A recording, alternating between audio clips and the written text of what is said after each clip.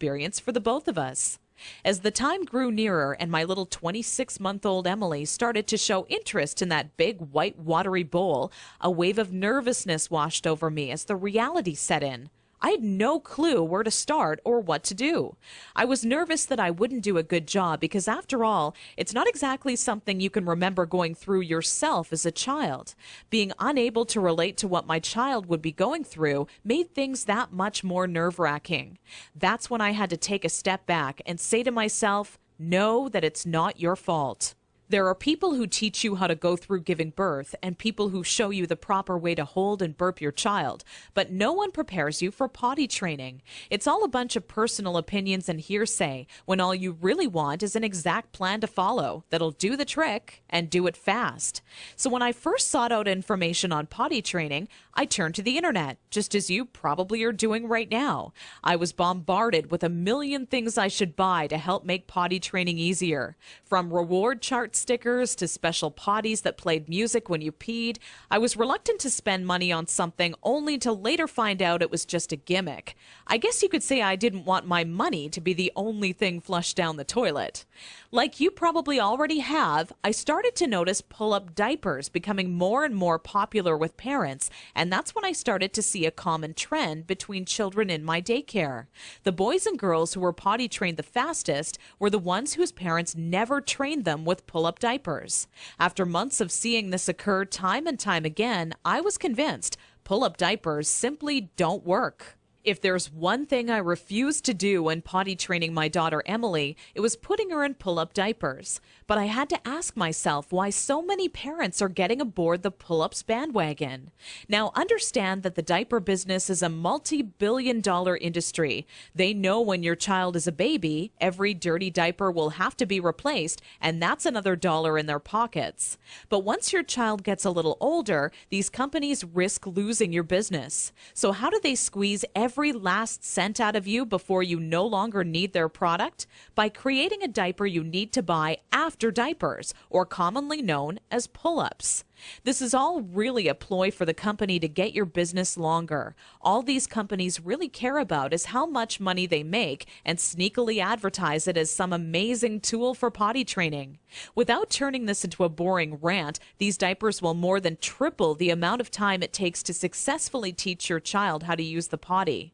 Now, with that said, let me give you a word of warning. Not having your child potty trained quickly is completely frustrating, and the story I'm about to share with you will reveal just how messy it can be. Anyone who knows me would call me a shopaholic with no hesitation. On weekends, my big adventure of the day would be running out to the mall and window shopping or trying on different outfits. I very seldom bought anything, as most of our family's income went towards food and bills, but it's always nice to look. There I was in Saks Fifth Avenue with my little Emily, who was now just 26 months old and in her first week of potty training, when a pair of $348 black silk Prada dress pants leapt off the rack and led me to a change room. Now, I would never spend that on a pair of pants myself, but just had to see how they would look on me. They were a perfect fit, and as I turned my body from left to right, my eyes would stay glued to the mirror, admiring myself in the pants from all sides. You see, what made trying to potty train Emily on my own without a plan so frustrating was that I had no idea how to make her tell me when she needed to go potty. While my eyes were fixed on the mirror, Emily quietly had an accident all over the changing room floor without me even noticing. I unbuttoned the pair of Prada pants and immediately wished life had an undo button as I watched them fall down in the puddle of pee surrounding the change room floor. Needless to say, not knowing exactly how to potty train my child ended up costing me not just $348 on a new pair of pee-soaked pants, but total and utter embarrassment. I will admit, at that point, all I wanted to do was cry. Instead, I used my pain to light a fire within me and decided to find out exactly how to quickly potty train any child so Emily would never have an accident in public again. With my newly found motivation and stumbling upon my discovery between parents who used pull-ups compared to those who didn't, I knew that my daycare created the perfect setting to experiment with what actually works when potty training and what doesn't. What clicked in my mind one day is that for years, potty training had been one big puzzle. You know how the picture will look in the end, a potty trained child, but have such a hard time solving the puzzle because you're not sure what pieces are needed or how they fit together. For the next 3 months with Emily, I tried every possible tip, trick, and method out there. During this time, I faced countless accidents, and it easily became the most challenging, frustrating, and embarrassing time in my career as a mother. It wasn't until Emily reached 29 months old she became fully potty trained. By that time, I'd filled up an entire old leather notebook, jam-packed with all the notes I had taken during my first attempt ever at potty training. In addition to my own findings, I was receiving input and feedback from nearly all the parents whose children attended my daycare. On paper, it started to become clear to me what methods were effective and worked time and time again for families. 2 years and one more child later, all of my findings had been turned into what I believe is the only effective method in existence to quickly potty training any child in as little as 3 days.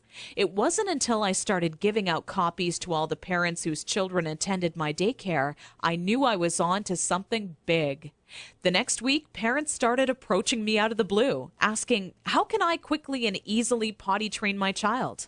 I would kindly give a copy of the guide along with my business card clipped to the top left-hand corner to anyone who asked. I would say over 127 mothers and fathers had come to my daycare that month alone just for a copy of the potty training guide that I'd spent so much time creating. When I would walk into my office in the morning, there'd be a minimum of 37 messages on my answering machine waiting there for me. I was getting phone calls from people either thanking me for helping them train their child in under a week or who heard about my guide from a friend or family member and wanted to know how they could get their hands on a copy. Listening to these messages quickly became a daily part of my routine and would take almost 45 minutes out of my work